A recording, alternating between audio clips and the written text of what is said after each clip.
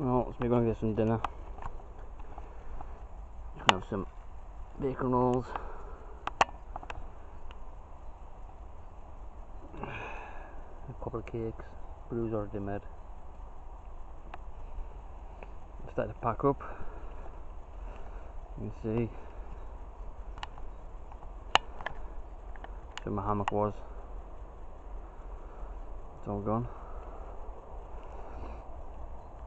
I'm going to leave this basher up. Leave my chair here. I'll stash that somewhere. I'm going to also leave this shelter up too. So when I come back next time, I've got a shelter straight away, really, if they're still standing.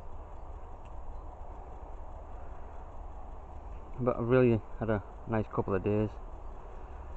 It's been great stuff. I'm going to try and get back out next week. And I'll catch you all later.